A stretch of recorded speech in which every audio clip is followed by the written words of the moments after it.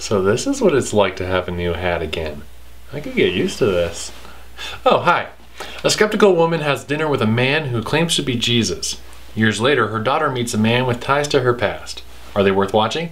Find out when I look at The Perfect Stranger and Another Perfect Stranger on this week's Indy Christian Review.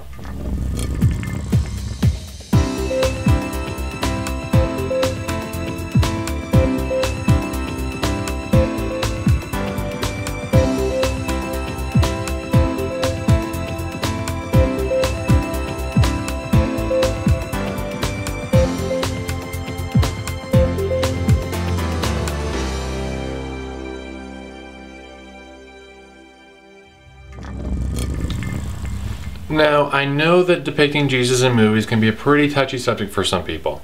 Me personally, I'm leery of ones that do it in a modern day setting since it's pretty easy to reinvent him. But that said, The Perfect Stranger and its sequel, Another Perfect Stranger, put my concerns to rest. Let's dig in, shall we? The Perfect Stranger is about an attorney named Nikki Kaminsky. She's a career-driven lady whose relationship with her family isn't the best, but it could be worse. One day at work, she finds an invitation on her desk for dinner with Jesus. Thinking it's her husband making a joke, she goes to the restaurant only to find that she's meeting a man who is indeed claiming to be Jesus himself. It's an interesting film with an intriguing what-if concept. It's a simple story and the bulk of it takes place in the restaurant, but it's not boring by any stretch. The dialogue is well written and the way that Nikki and the stranger bounce off each other is very entertaining. The acting is decent overall, but it's stellar when it counts. They touch on such topics as how other religions compare to Christianity, God's existence, why God allows suffering, contradictions in the Bible, divorce and loss, hell's existence and why people are sent there, even creation versus evolution.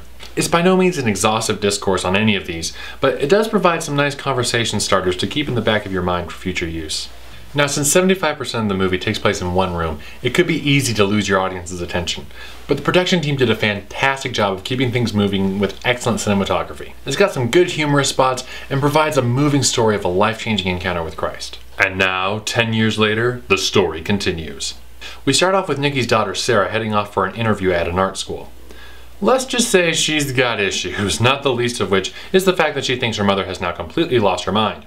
Why, you ask? Well, because she just found out about this little incident 10 years ago where she claims to have met Jesus at a diner. But guess who she meets on the plane?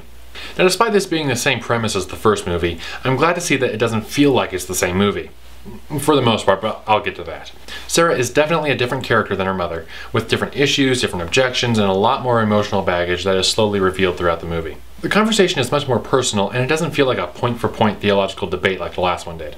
Now, the movie's tagline is "The Conversation Continues," and that leads into my one nitpick about both movies, really. We're essentially just watching two people have a conversation. It's a concept that works great in print, both movies are based off books, but it's really hard to pull off in a movie. Another Perfect Stranger does keep us moving around to different places more than the first one did, but we're still just watching a conversation.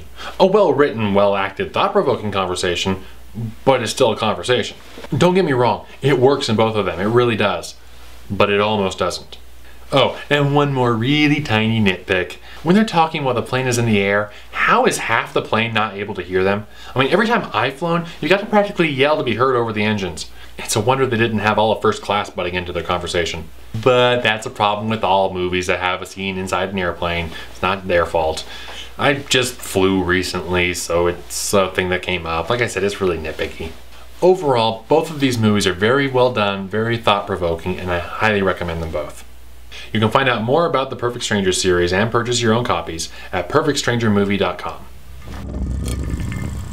Well, that's all the time we have. Thank you for watching. Be sure to check back next week for more reviews of independent Christian films. You can like us on Facebook, follow us on Twitter, and check out our other reviews at indychristianreview.com. I'm Zack Lawrence. May God bless you, and may God bless independent Christian films.